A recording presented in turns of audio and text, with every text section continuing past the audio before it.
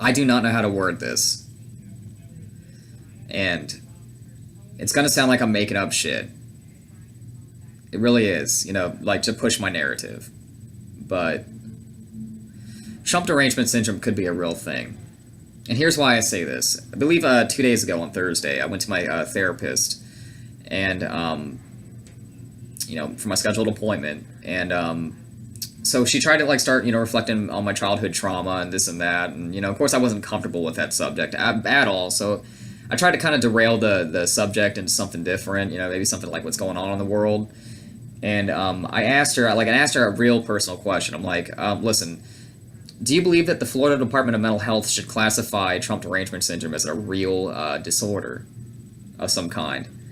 And it's funny enough because this derangement syndrome itself has many subcategories, and Trump happens to be one of them. And you could be deranged about anything, really, to the point where you're pushing out logical. You're pushing out logic and reasoning with just about everything, and it doesn't matter what it is. It's like you just like. Point is, I asked her this, and she goes, honestly, I'm not at league to say this, and because I need to remain professional at all times. But yeah, I kind of feel like it needs to be something. Just judging by how many people come to and from my office,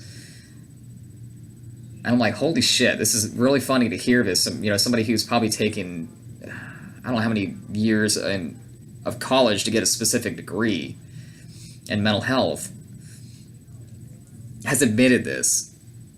And I know her personally. She's really she tries to stay out of politics. In fact, she's not even interested. She's very disenfranchised. And I thought that was hilarious to me, to hear that coming from somebody. And the whole point I'm trying to make about this is that, honestly, none of this would be happening right now if we haven't pushed such a false narrative about, our current leader as of right now, or during the, electoral process, during the campaign itself. None of this shit would be happening if we haven't pushed such a false narrative to have everybody believe that, everybody's a white supremacist or a Nazi, a literal fucking Nazi. We're literally talking about, like, we were literally to that point where Pepe the Frog was a white supremacist symbol. How can you classify a fucking meme as, a whole bunch of people, like, collectively are white supremacists and portray this cartoon frog as this way? Usually it was always a joke. I remember being there, during that shit when Paul was, kind of making that popularizing the fucking meme itself. And that is a clever example of a Trump derangement syndrome. Like, they're looking for anything to push their narrative. And if it wasn't for the mainstream media, and I'm not just blaming, I'm also blaming every form of media. It can be Fox News too.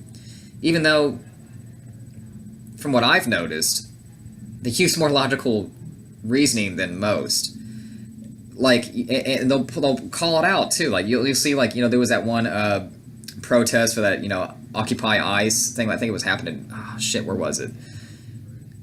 It was somewhere middle of buttfuck nowhere. I can't remember off the top of my head. I'll have to go back to it. But like, they littered the entire building with trash, kind of fucking up the ecosystem. Even though, yeah, it's all, they're just like, it's like, and they're glorifying that, thinking that's okay. That's fine. Let's throw all this garbage in front of the fucking building and see what happens and piss everybody off. Or block traffic, like what these protesters do, to ruin everybody's commute to work.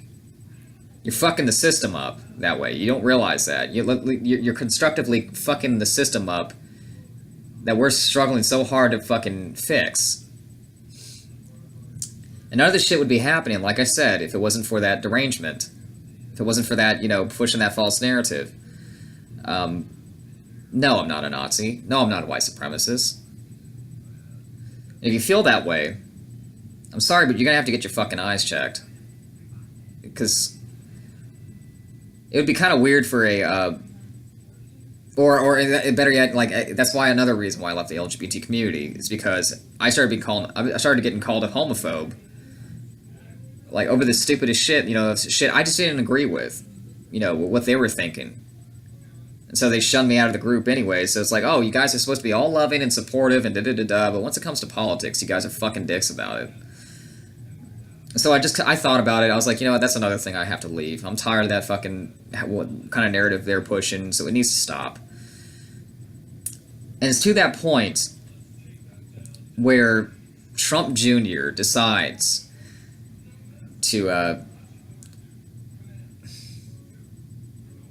don't know how to say this, he's comparing the Democratic Party to Nazis. I guess, to fight fire with fire.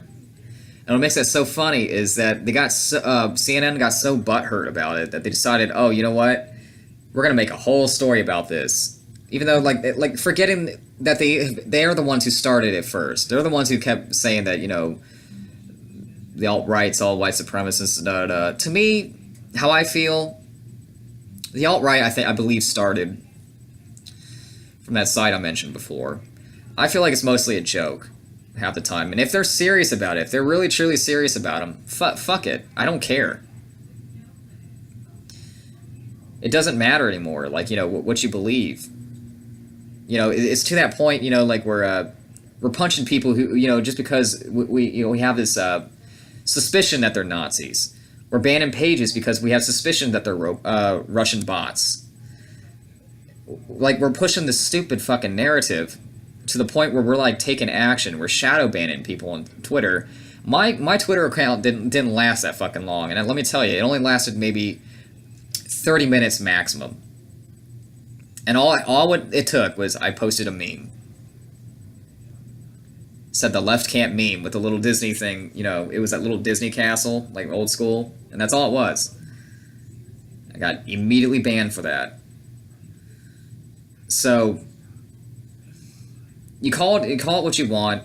I feel that if you're to the point where you have to push all logical explanations and reasonings, to push your fucking narrative, and also to the point where you're breaking down in the public and rioting and looting, or throwing trash cans and going, ah! I don't know if you've seen that video, but it's fucking hysterical.